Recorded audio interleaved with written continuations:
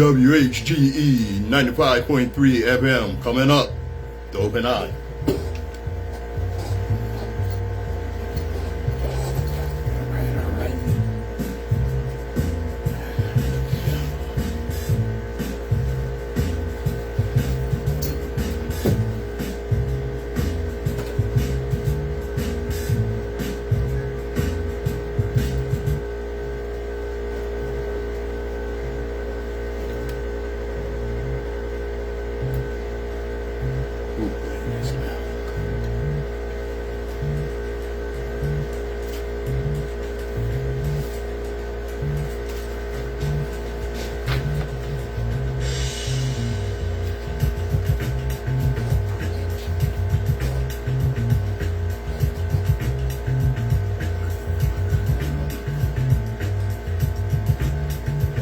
Those of us that indulge or admit in electronic violence don't do so for the pleasure of mental masturbation or ego diddling. We do so because the chains of oppression on our people's minds are deep and difficult to remove. Good morning, my children of the sun.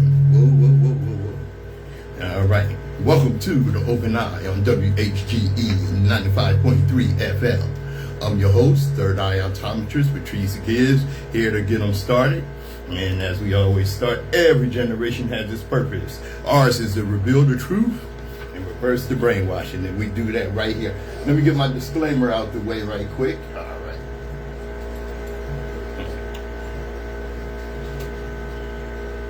The views and opinions expressed on the Open Eye are those of the hosts, guests, and contributors, and do not reflect the policy or position of WHGE 95.3 FM nor our sponsor, the Delaware Center for Homeless Vets.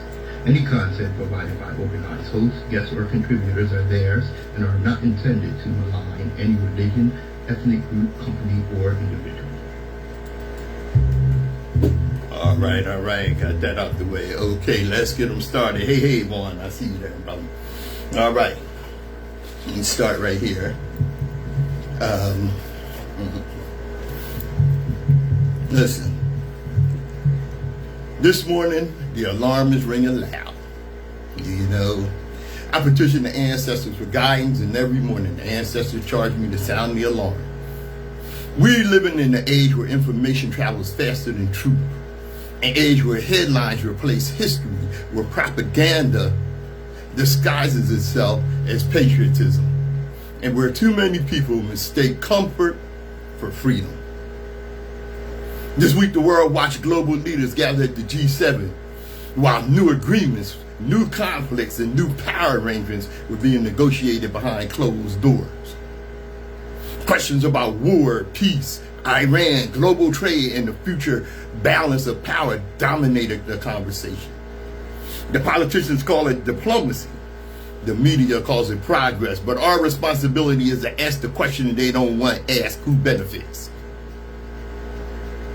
That's why that's what the Open Eye has always been about. Not accepting the official story simply because it's official.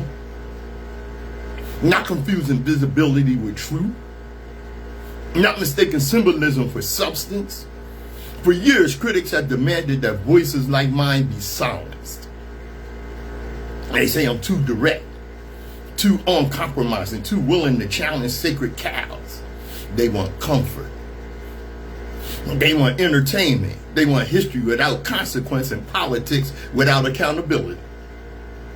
You understand this. The purpose of an alarm clock is not to make you comfortable. The purpose is to wake your ass up. Nobody complains when a lighthouse warns ships about rocks. Nobody criticizes a smoke detector for making noise during a fire. Yet every generation attacks the people who sound the alarm before the disaster arrives. I did not come here to tell you what to think. I came here to challenge you to think, to question, to investigate, to remember, to connect today's headlines to yesterday's history. Because the people without a memory are easily manipulated. And the people without a vision are easily led. So today we're going to open our eyes. We're going to examine power. We're going to examine history. We're going to examine the stories behind the stories. And whether you agree with me or not, I ask only one thing. Listen critically. Question everything, including me. Children of the sun, the sound of the alarm is deafening. Let's get started. All right. And we're going to start where we should. Okay. Let me see where I'm at here. Excuse me, y'all. Okay. Yeah. Well, as you know, yesterday was Juneteenth. You know, it was something I gave a lecture where I work at. 3 people showed up. But that's okay. You know, and I understand why, because Juneteenth has been wrapped in a comforting American myth. Yeah, where the story most people hear is simple. Okay. All right. General Gordon Granger arrived in Galveston, Texas on June 19, 1865. You know, I had a clown argue with me yesterday about when Juneteenth was. I had a brother. Okay. Okay, when this General Granger arrived, he read General Order Number 3, and suddenly 250,000 enslaved black people were free. The enslavers heard the announcement, accepted the law, and everyone peacefully moved on. That's the mythology. That's the version of history that's convenient. Of course, it's also incomplete. See, Texas was not some distant place that simply hadn't gotten the news. Texas had become the last major stronghold of the slave empire. By 1865, the slavers from across the South had fled there with enslaved black men, women, and children, believing Texas would remain beyond the reach of the Union Army and beyond the reach of the Emancipation Proclamation. More than 2 years after President Lincoln signed the Emancipation Proclamation, tens of thousands of black people in Texas remained in bondage. Their freedom was deliberately withheld. Their labor continued to be stolen. Their bodies remained under the control of enslavers who hoped the Confederacy could somehow survive, or that federal authority would never get there. Then federal authority arrived. Juneteenth was not merely a speech. It was backed by military power. When General Granger landed in Galveston, he did not come alone carrying a piece of paper and a polite request. He came with Union troops prepared to enforce federal law. Among the forces operating in Texas during the occupation were regiments of the United States colored troops, black soldiers who had fought, bled, and died to destroy slavery. Now, think about the symbolism of that moment. Men who only a few years earlier could have been legally bought and sold were now wearing Union blue, carrying rifles, and helping enforce the collapse of the very system that tried to enslave them. See, that changes the way we understand Juneteenth. Freedom did not arrive because enslavers suddenly discovered a conscience. You kidding me? Freedom didn't arrive because the slaveholding class woke up one morning to decide to do the right thing. Freedom arrived because the Confederacy was defeated on the battlefield. Freedom arrived because federal troops occupied Texas. Excuse me. Freedom arrived because black soldiers and their allies made it impossible for slavery to continue openly under the authority of the United States government. Juneteenth is not simply the story of an announcement. It's the story of enforcement. And it's the story of power. It's the story of a people whose freedom was delayed, denied, and withheld until an army arrived to make the law real. And that is an important lesson for us today. Rights written on paper mean little if there's no power behind them. Justice delayed is justice denied. Freedom is rarely handed to the oppressed out of kindness. More often it's secured through struggle, sacrifice, organization, and the willingness to confront those who profit from injustice. That's the deeper meaning of Juneteenth. Not a polite announcement, not a benevolent gift, but the final collapse of a slave empire that had to be forced at gunpoint, if necessary, to recognize the humanity and freedom of black people. This is The Open Eye. I'm Patrice Gibbs. Hey, Garland, I see you there. What's up, Steve? Okay. All right.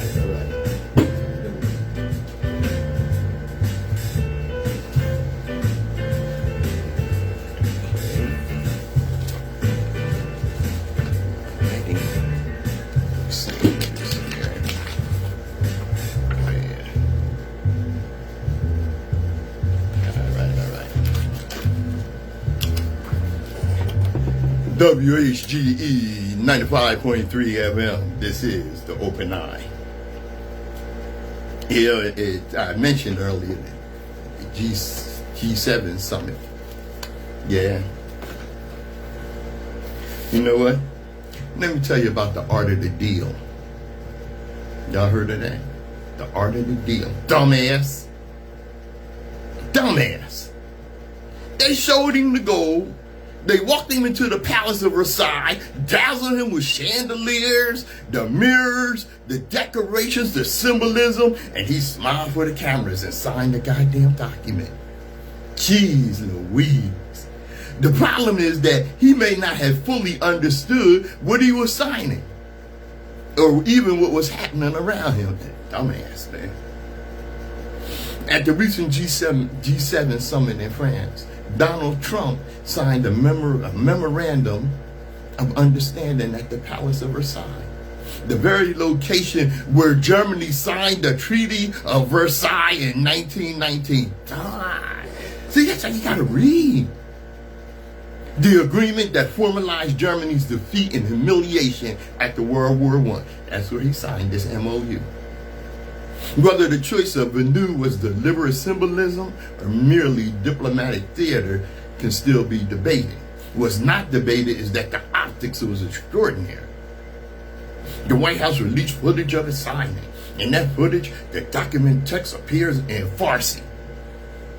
Farsi is an Arabic language, or I think it's an Arabic dialect. Maybe it's Persian, I don't know. At any rate, I don't read Farsi. I know that dumb son of a bitch don't. Iran's president reportedly countersigned the same agreement, and the images were broadcast worldwide. Trump posing for photographs. The rest of the world was conducting diplomacy at a pace that seemed to leave Washington struggling to keep up. Because you got a bunch of goddamn incompetence. Iranian Foreign Minister Abbas Araghchi, or I'm not sure how to pronounce that name, Abbas Araghchi, spent the same period racing across the global diplomatic stage. He held discussions with Japan. He spoke with officials from Turkey, Iraq, and Egypt. He coordinated with Russia through Foreign Minister Sergei Lavrov. Latin American ambassadors met in Tehran. Iranian officials publicly reaffirmed that their strategic partnership with China remains resolute and pledged to transform that partnership into concrete results. Days earlier, Araghchi had already met with Chinese leadership in Beijing. That sequence matters. While American media remains obsessed with personalities and campaign slogans, much of the world is building new relationships, new trade routes, new alliances, and new power structures. The world is moving. The question is whether Washington is moving with it or being moved around by it. At the G7 summit, Canadian Prime Minister Mark Carney reportedly informed Trump that Canada would cap imports of Chinese electric vehicles at 49,000 units. Trump's response called on a hot mic and reported by journalists suggested uncertainty about the very policy being discussed. Separately, Saudi Foreign Minister Prince Fassi bin Farhan was asked about Trump's highly publicized claims regarding a massive fund connected to Iran. His response was straightforward. Saudi Arabia had no information about it. That's our ally. Think about that. America's closest Gulf ally was hearing about a major American foreign policy initiative from reporters. Not from Washington, from reporters. Brazilian President Luiz Inácio Lula da Silva reportedly handed Trump written talking points because, in Lula's words, Trump talks a lot and listens very little. Lula also raised concerns about weapons trafficking and financial crime networks that extend into the United States. Meanwhile, Europe and Canada announced new agreements on digital trade, critical materials, and defense cooperation. Nations that once waited for Washington's leadership are increasingly building frameworks that do not require Washington's permission. Former Canadian Deputy Prime Minister John Manley went so far as to publicly argue that Trump is no longer the leader of the free world. Not since 45. Analysts throughout the Middle East described America's threats as hollow.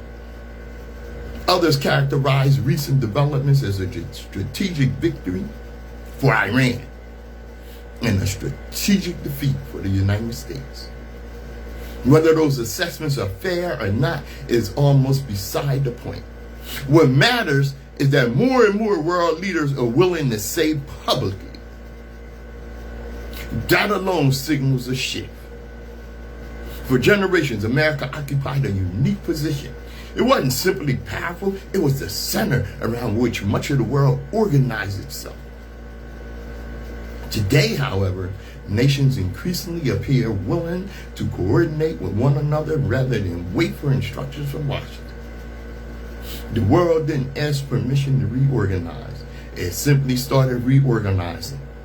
And when allies stop following your lead, when rivals stop fearing your threats, when global institutions begin rallying around your influence, the question is no longer whether your power is declining.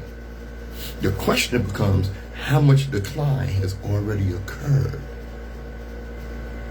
Because a superpower does not lose its status the moment it becomes weaker. A superpower loses its status when the rest of the world realizes it no longer has to listen.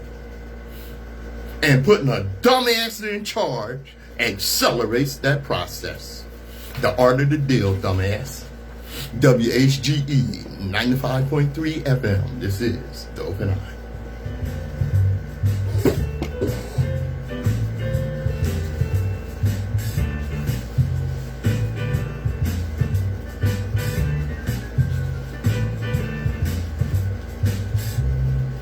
Hey, y'all know what? The mic's off? Yeah, the mic's off. Fuck Jay-Z. Son of a bitch. Yeah, I said. I damn sure did it. Yeah. And I tell you why. Right here, with all that's going on in this son of a bitch. WHGE 95.3 FM. Yeah. Those behind the scenes catching me on Facebook saw you didn't hear it on air. I said FJZ because Jay-Z chose the money. Let's stop pretending this is complicated. The issue is not whether Jay-Z has the right to do business. The issue is whether Jay-Z has earned his wealth. The issue is not whether Jay-Z is black. The issue is when black people were attempting to exercise collective economic power, Jay-Z chose the corporation over the community. Oh, gentrification Jay-Z. That's the issue. At the exact moment people are boycotting Target, at the exact moment people are attempting to hold a corporation accountable for its actions, Jay-Z stepped in and gave that corporation something money couldn't buy easily. Credibility. They had no damn credibility with me because Jay-Z didn't. He gave them culture. He gave them legitimacy. He gave them access to the very people who are trying to pressure them. And for what? Another deal, another check, another opportunity for a billionaire to become even richer. There comes a point where we have to stop confusing access with loyalty. Success with loyalty. Because loyalty is revealed when sacrifice is required. Anybody can stand with the people when there's no cost. Anybody can talk black empowerment when it increases their own profit. Anybody can quote Malcolm, wear the imagery, celebrate the culture, and market black pride when the money is flowing. The real test comes when money and community stand on opposite sides of the room.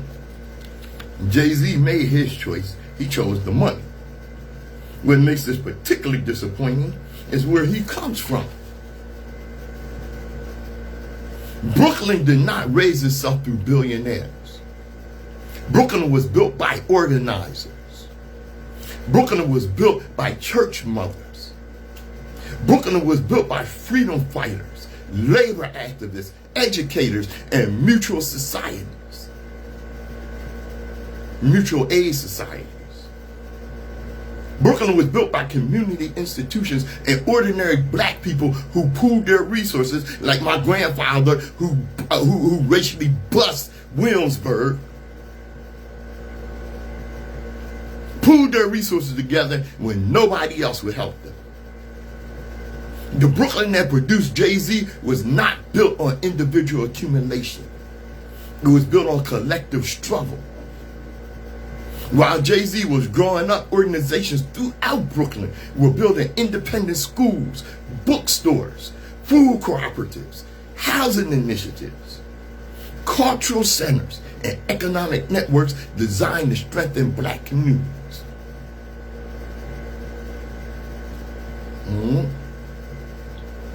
People were organizing not so one person could become rich. People were organizing so entire communities could survive. That's the tradition. That's the inheritance. That's the legacy. Yet today, one of Brooklyn's most famous sons appears more interested in protecting corporate relationships than honoring the people whose support made his ass possible. And that is what many people find unforgivable. Nobody bought Reasonable Doubt because Jay-Z was a billionaire. Nobody supported Rockefeller because Jay-Z was a billionaire. Nobody stood in line for concerts because Jay-Z was a billionaire. The people made Jay-Z. The neighborhoods made Jay-Z. The culture made Jay-Z. The community made Jay-Z. Every album sold, every ticket purchased, every shirt worn, every song streamed helped build the empire that he enjoys today. Yet when the community called for solidarity, he responded with a business arrangement. That feels less like leadership and more like exploitation. The uncomfortable truth is that some people never leave the hustle behind. They simply move the hustle into larger rooms. The corner becomes the boardroom. The street deal becomes the corporate deal. The objective remains the same: maximize profit. But there's a difference between making money and serving your people. One is about accumulation. The other is about responsibility. Jay-Z has accumulated extraordinary wealth. What remains in question is his sense of responsibility, because history is filled with wealthy black individuals. What history remembers are those who use their position to advance the interests of the people. The question is not how much money a man has. The question is what he does when the people need him. And when black consumers were attempting to use the only weapon available to ordinary people, their collective purchasing power, Jay-Z didn't stand beside him. He stood across from them. That's why this feels like a betrayal. Not because a billionaire made money, but because he made money by helping undermine the efforts of the very people who helped make him a billionaire in the first goddamn place. The people carried Jay-Z for 30 years. When the people asked him to carry a little weight for them, he put it down and picked up a check instead. And that tells us everything we need to know about that sorry son of a bitch. F Jay-Z. This is the Open Eye.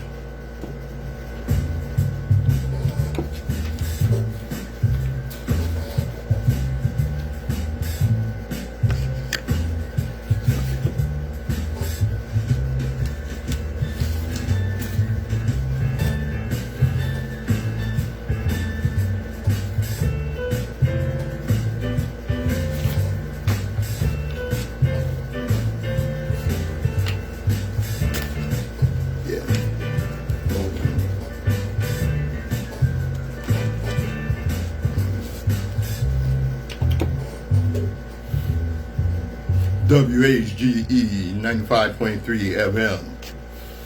This is the Open Eye. Okay.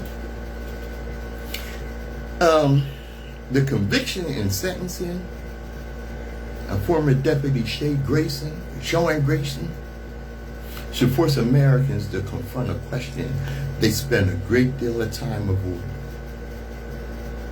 What does justice actually look like when the victim is black? Because we just watch an American legal system operate in real time. A white police officer walked into the home of 36-year-old Sonia Macy, a black woman who called for help. During the encounter, Sonia said, "I rebuke you in the name of Jesus." Moments later, Grayson pulled his weapon and shot her directly in the face. Then came the excuse. He claimed he feared for his life. He claimed she was going to throw hot water on him. But the video shows something different. We watched Sonia comply. We watched her move the pot. We watched her place it down. We watched the officer create a threat where none existed and then respond to that manufactured threat with deadly force. The result? 20 years in prison for murder, for blatant murder. Now let's compare that to the treatment black people receive when they claim self-defense. Carmelo Anthony was confronted by a group of youths, including individuals larger than he was. According to the defense's account, he was physically confronted first. He used a pocket knife that was legal to carry. One person died. The state pursued decades of punishment. Think about that contrast.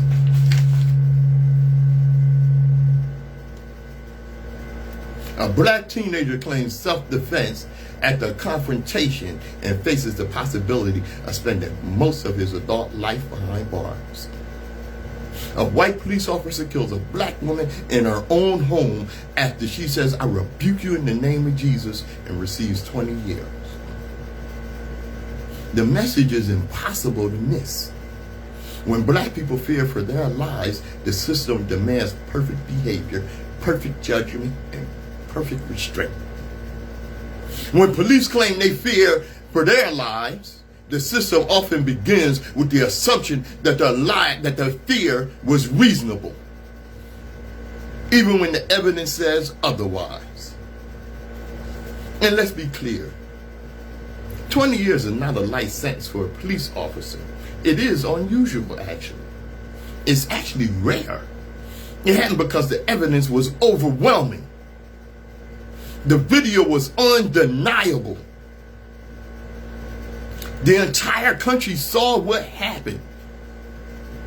But the fact that this case stands out is the problem. Justice should not require a video. Justice should not require public or national outrage. Justice should not require evidence so overwhelming that denial becomes impossible. The The Sonia Macy case is not significant because a police officer was finally punished. It's significant because it reveals how extraordinarily accountability remains when the victim is black and the person holding the gun wears a badge. So when people tell you the system works, ask them to define works. Does it work equally? Does it work consistently? Does it work the same way for a black citizen claiming fear as it does for a police officer claiming fear? Because if two people can stand before the same legal system, tell the same story, I fear for my life, and receive a dramatically different treatment, then what we're witnessing is not equal justice, we're witnessing hierarchy. And until hierarchy is confronted, Sonia Macy's death will remain more than a tragedy. It will remain a lesson in how justice is distributed in America and who is expected to receive less of it.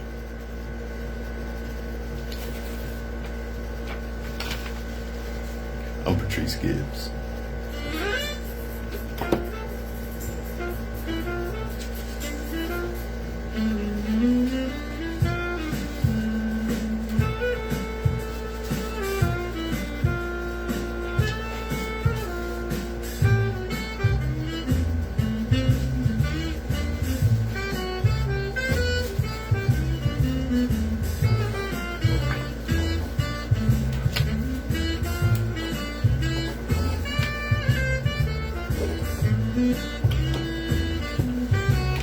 WHGE 95.3 FM, the education advocacy station.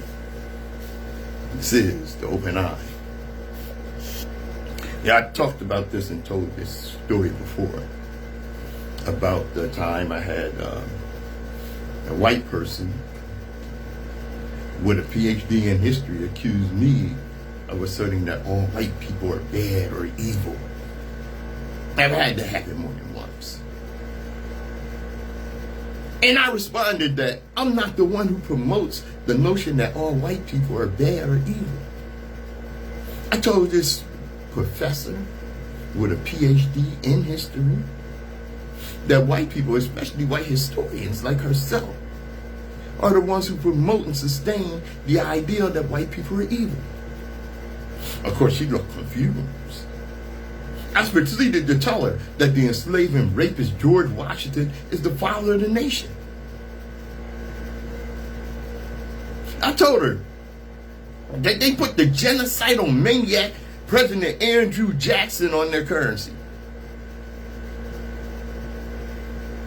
They have a holiday and parades and celebration of Christopher Columbus, and they still fighting to have it. I told her that every time that I've been to Chicago, I see tourists celebrating the actions and life of Al Capone.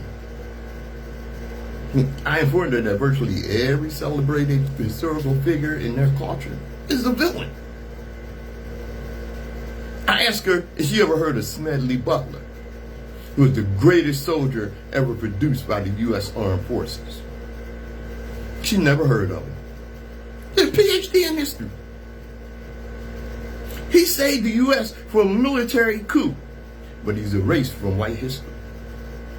I asked her why there's no parades or nationwide celebrations for William Lloyd Garrison. She didn't have an answer.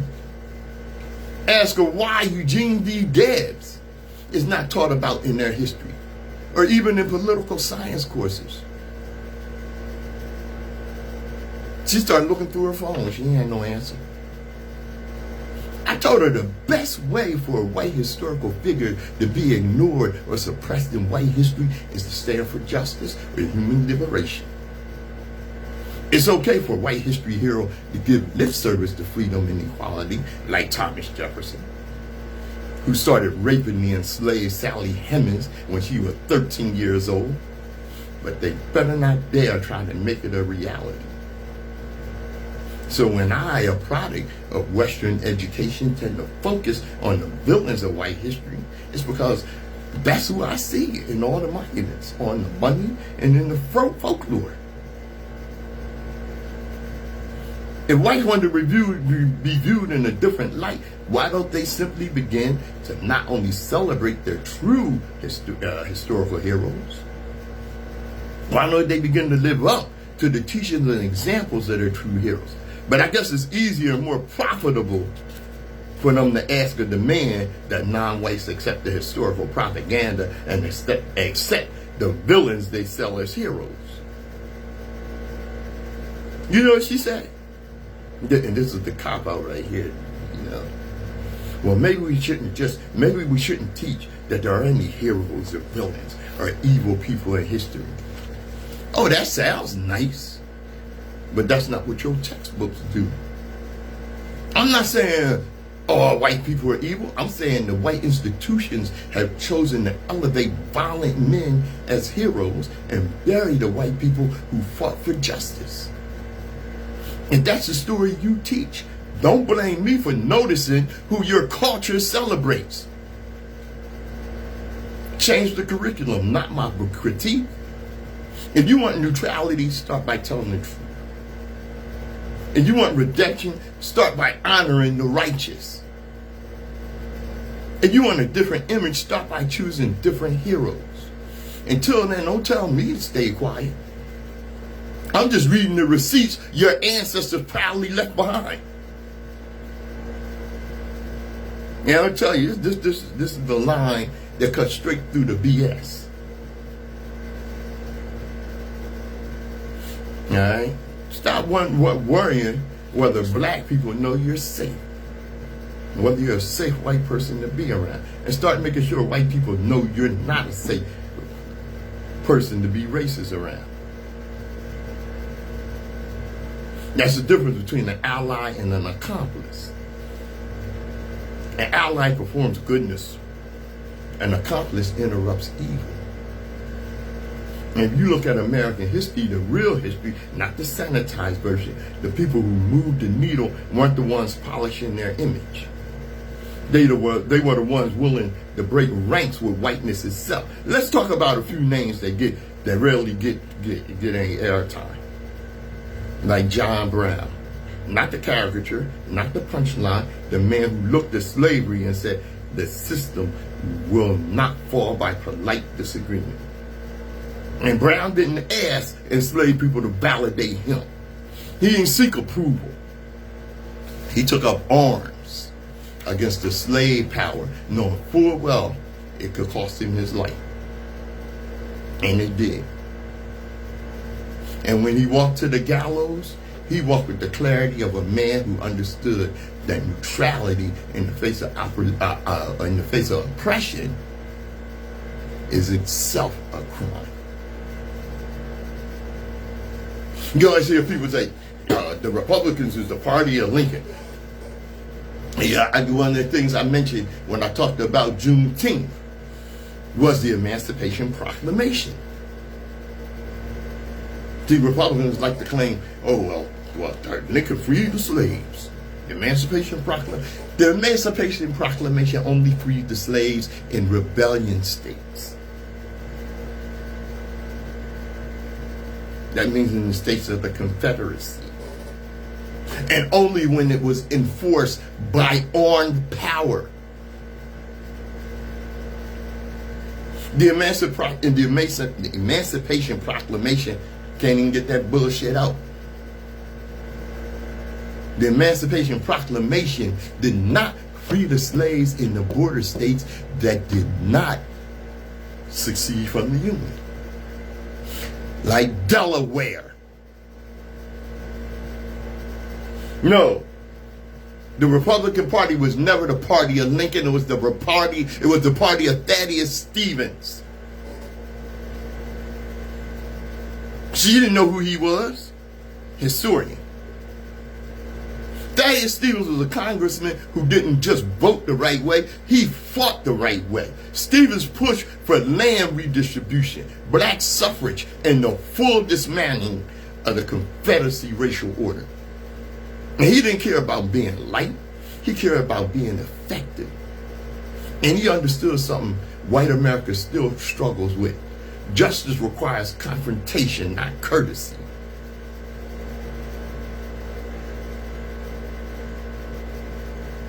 See, that's why that we go high when they go low crap is invalid.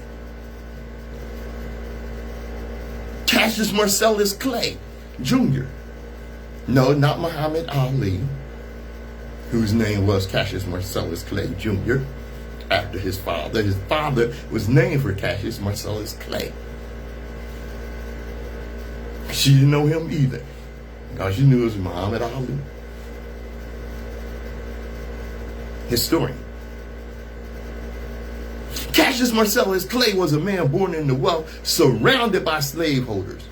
And he used his privilege not to blend in, but to disrupt. He published an anti-slavery newspaper in a slave state.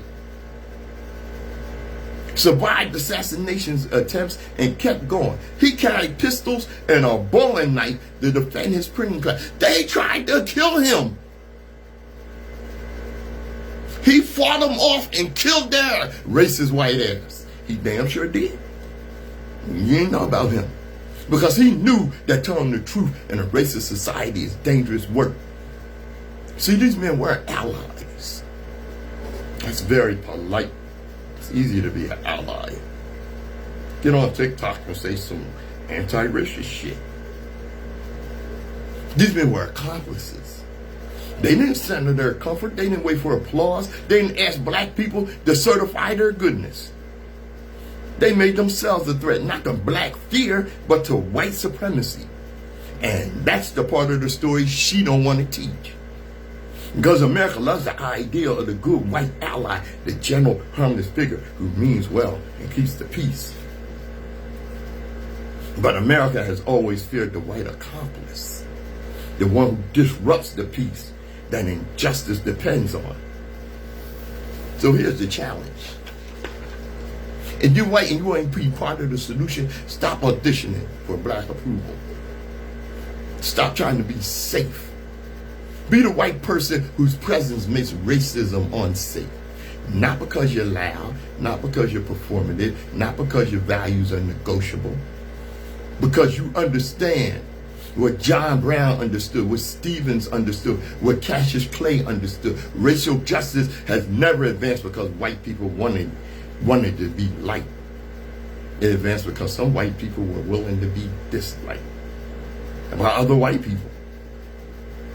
Instead of hiding behind the sanitized, comfortable aesthetic of allyship, people must be willing to risk their social capital to interrupt harm where it actually happens amongst their peers. And that's the difference between an ally and an accomplice. One seeks comfort, the other seeks justice. This is the Open Eye.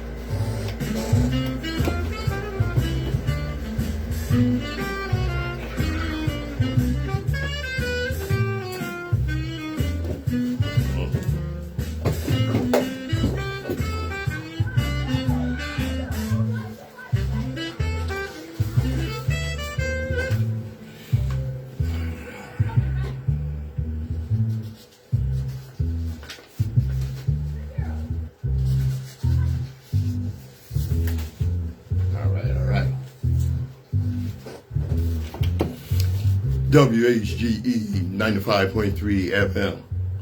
This is the Open Eye. One of the most dangerous myths in America is the belief that Jim Crow is something that happened a long time ago. When people hear the words Jim Crow, they picture grainy black and white photographs, you know. They picture Mississippi in 1925. Alabama in 1955. They picture the segregated water fountains, separate schools, and lynch mobs wearing white sheets. What they don't picture is 2026.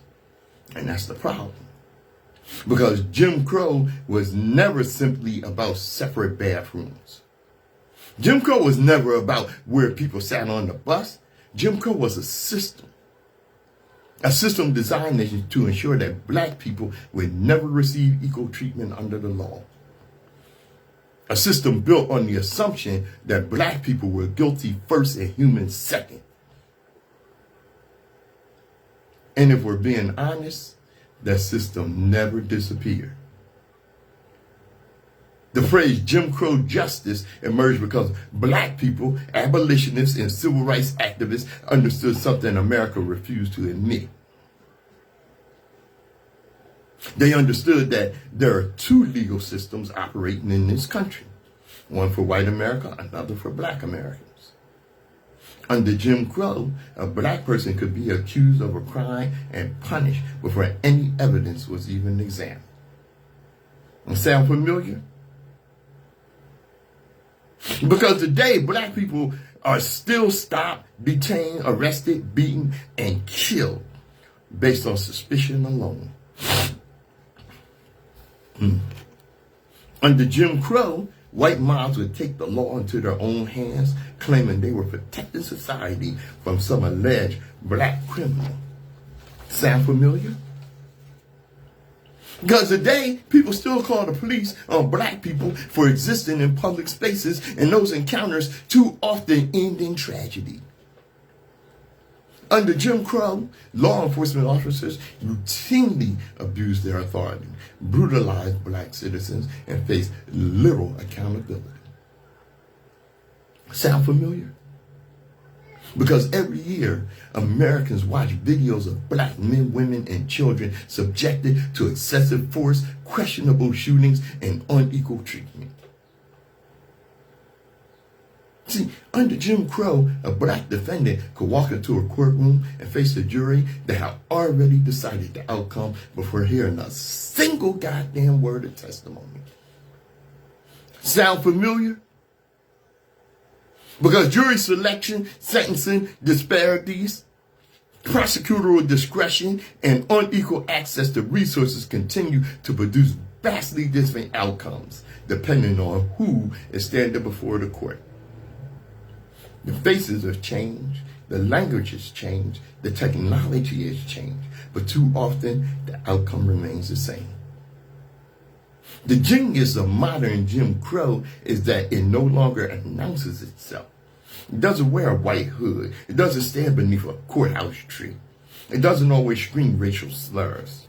Instead, it hides behind phrases like officer discretion. It hides behind reasonable suspicion. It hides behind selective enforcement, unequal sentencing, and systems that somehow keep producing the same racial disparities generation after generation. And when people point it out, they are told they are imagining things. Like we're too stupid to believe our own eyes and our own perception. Oh, racism ended decades ago. Stop talking about the past. But what if the past never left? What if Jim Crow didn't disappear? What if Jim Crow simply adapted and became James Crow Esquire? And what if the greatest trick Jim Crow ever pulled was convincing America that it was dead while its descendants continued operating in plain sight? Because let's be clear, Jim Crow is not defined by a year on a calendar. It's defined by unequal justice. It's defined by unequal protection. It's defined by the belief that some lives deserve the benefit of the doubt while others deserve suspicion. And as long as that reality exists, the conversation is not about history. It's about the present. Jim Crow was not only 1925, it was not only 1955, it was not only 1965. Jim Crow is any system that denies equal justice while pretending to provide it. Until America confronts that truth, Jim Crow will remain exactly where it's always been. Not in the history books, but among us. On black people's back right now. Stay woke. Still can I.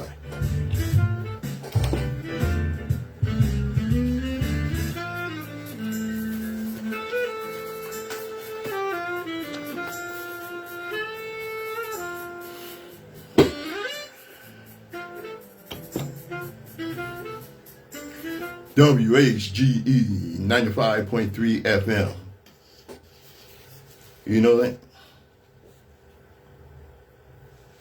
Let's talk about the oldest, most lethal tradition in America.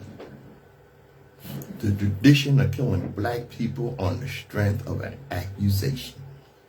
No proof, no evidence, just a claim, just a whisper, just a suspicious look, a concerned caller, or a screaming white woman pointing her finger. And every time the presumption of innocence, that sacred American principle, evaporates the moment the suspect is black. When it's us, the rules change. When it's us, it becomes shoot first, justify later. And that's exactly what we're seeing in this latest tragedy. A black mother, a friend buying diapers, a 1-year-old baby in the car seat, a self-checkout camera that shows the items were paid for. None of that mattered.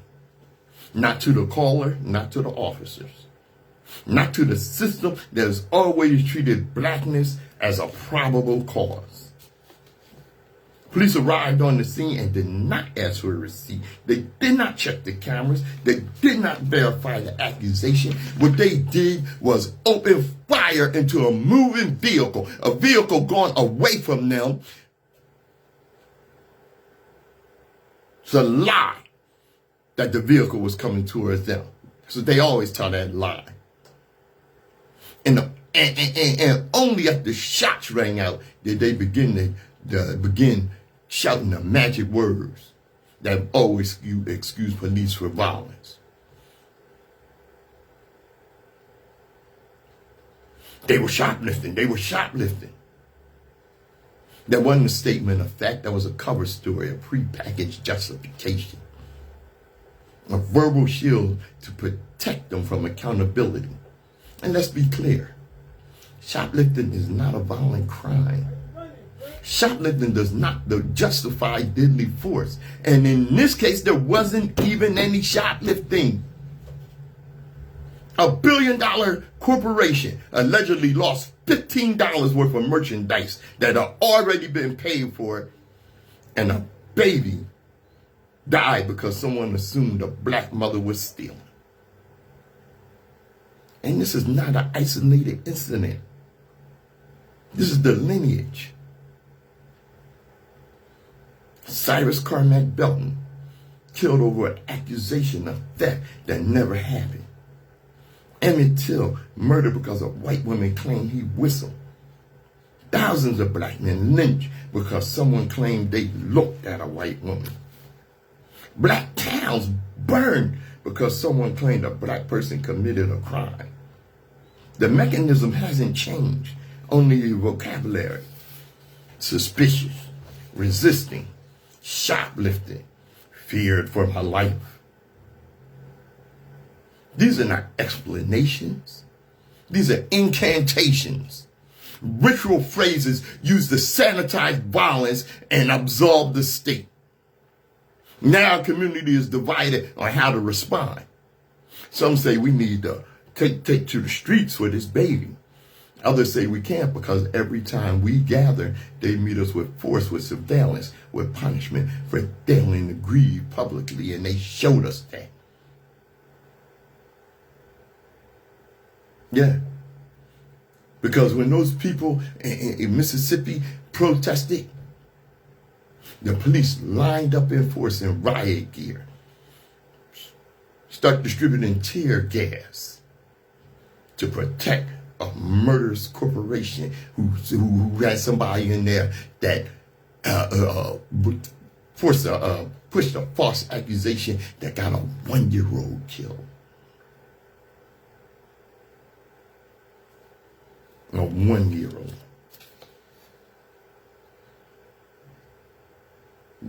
Incantations, that's what it is. And yeah, I know a lot of us, we want to get out there and protest a 1-year-old child murdered by the police for nothing. And the mother showed the baby to the police. Open fire then anyway. See, this is not just a tragedy. It's a warning. It's a pattern.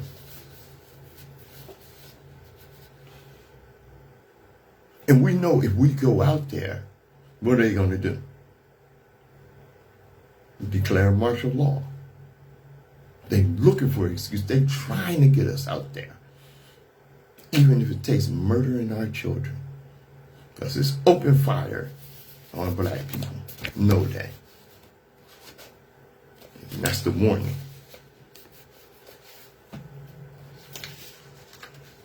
What are we going to do about it? Yeah, in the movie The Godfather, the cat was his name, Salazzo. After he had the Godfather shot, he said blood is a big expense. That's an expense that we have paid too often.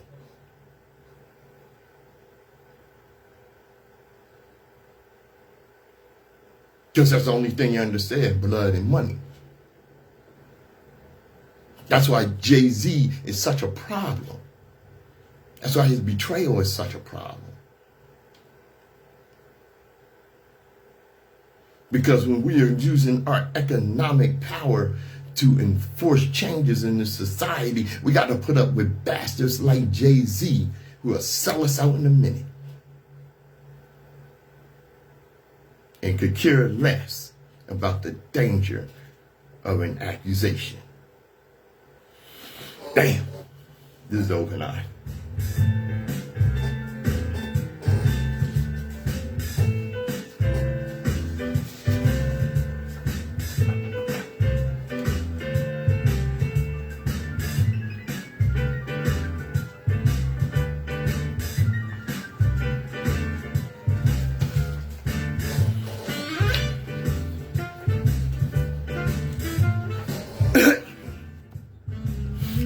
WHGE 95.3 FM.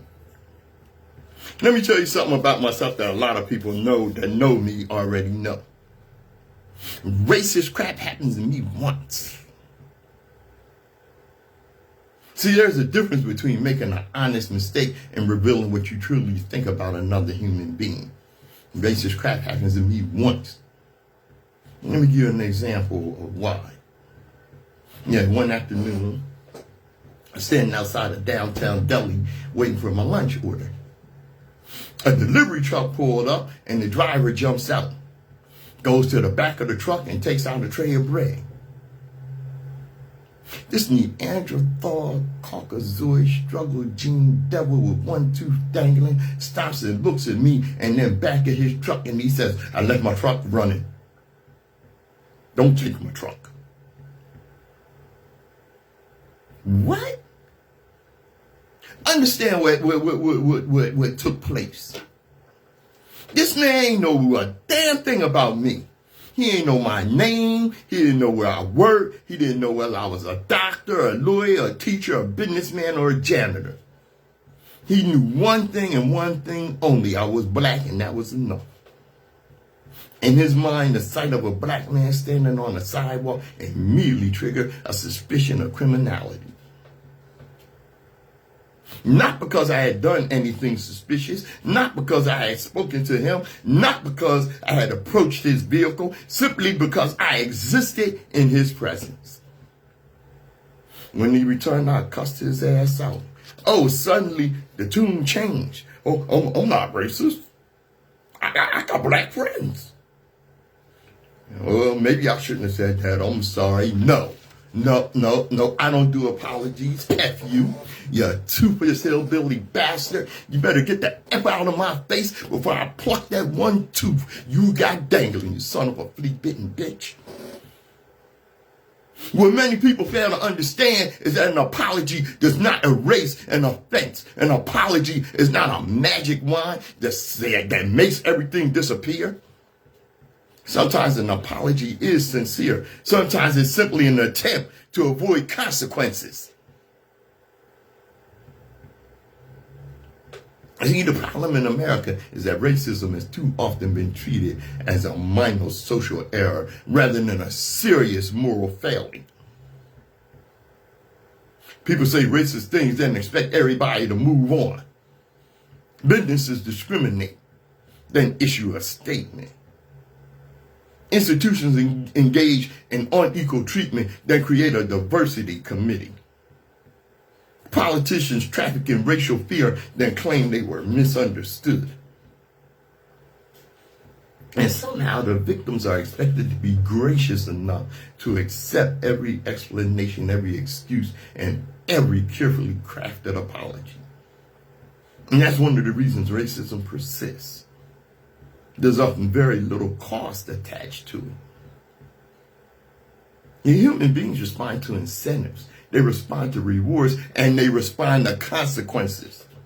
And when the consequences are insignificant, the behavior continues.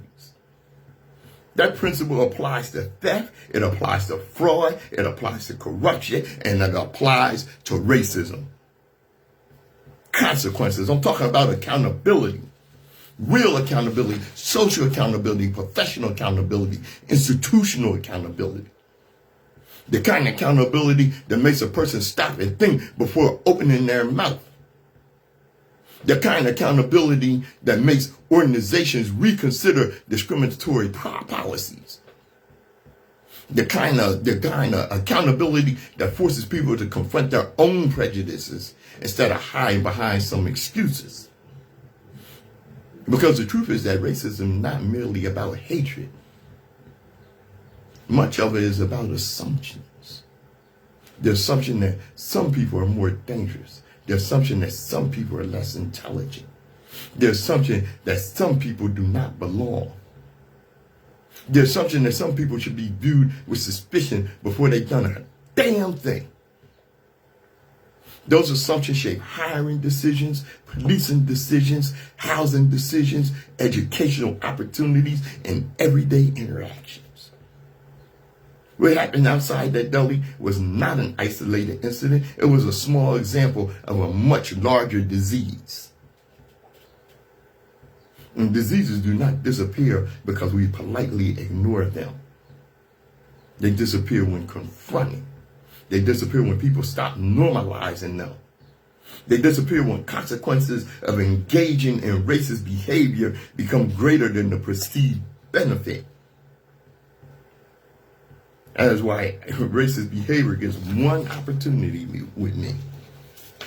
One, because I'm not interested in making racists comfortable. I'm not interested in making racism, I'm interested in making racism uncomfortable. And that's the difference. Until more people understand that difference, the problem will continue. Racist shit happened to me once. Once. You know, it's something when people hear me talk like that. Give people like this chick here.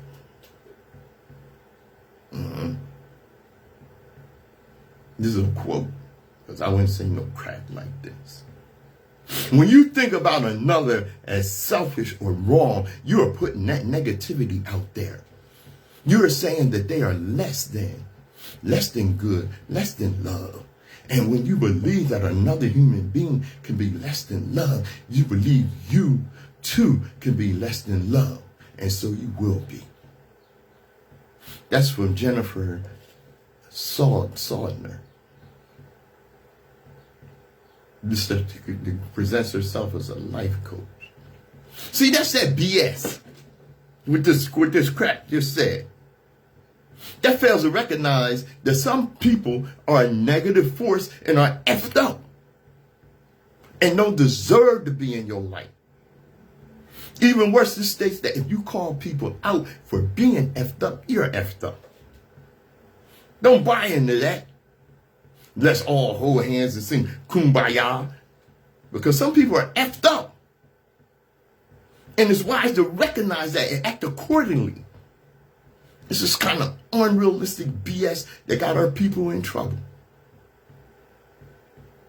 See, this is that BS. And like I said, this Jennifer Saldner, she defines herself as a life. She couldn't life coach me out of a paper bag. Are you kidding me?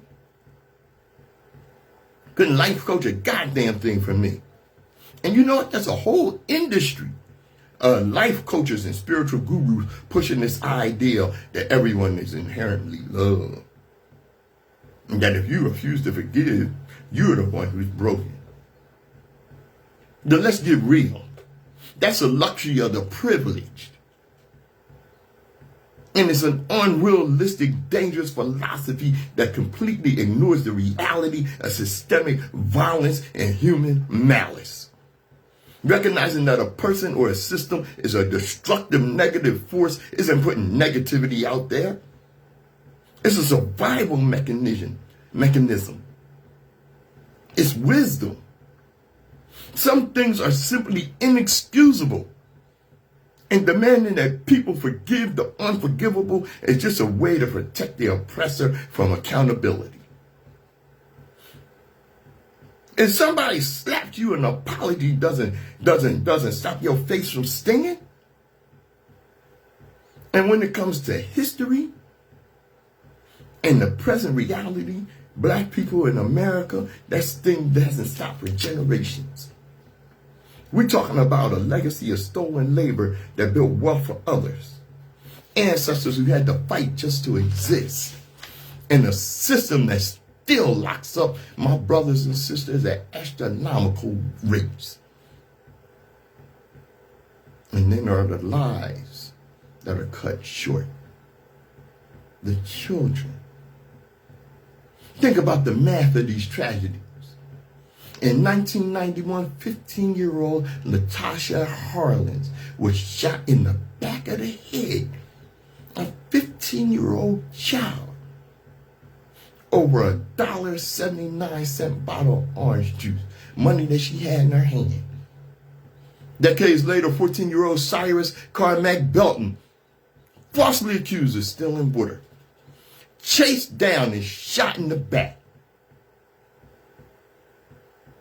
And recently, in Mississippi, 1-year-old Cohan Carter Wiley was shot and killed by police opening fire on a vehicle over alleged shoplifting.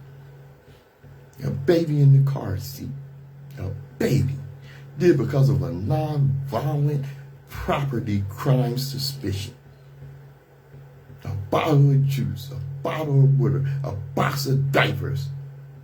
That's the price tag the society consistently puts on black lives.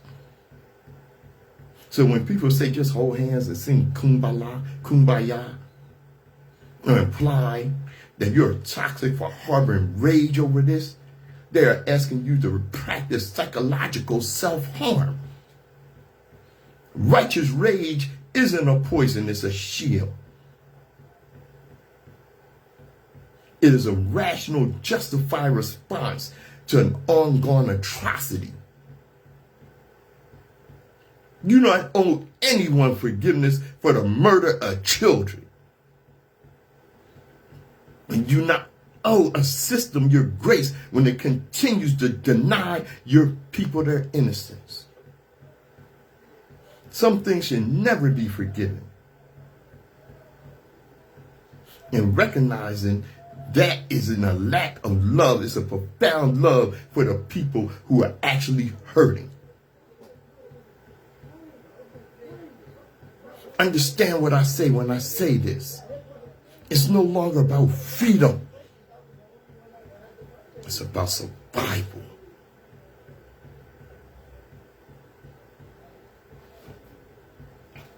This is The Open Eye. I'm Patrice Gibbs.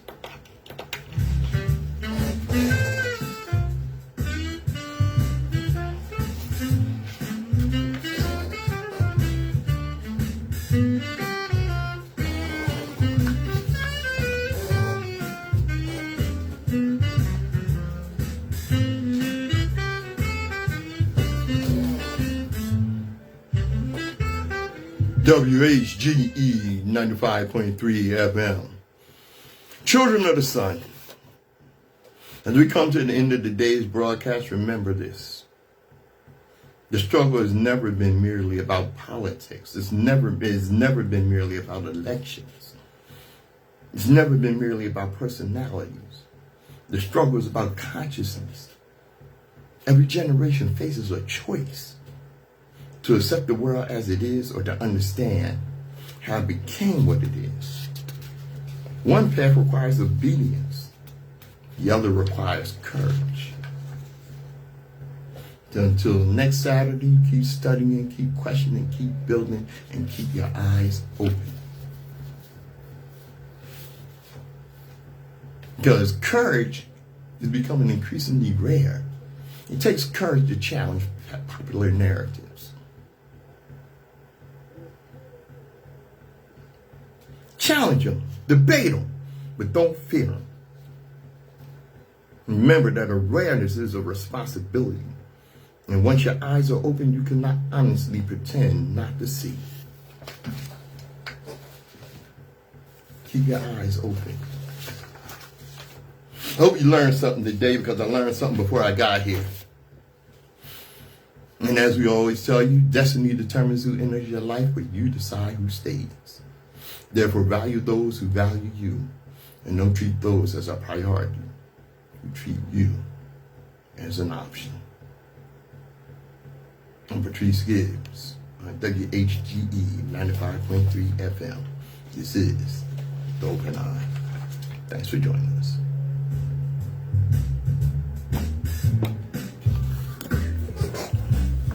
All right. Yeah. As I always tell you, global African supremacy is coming. You're watching the empires fall. That's going to happen. Peace and love.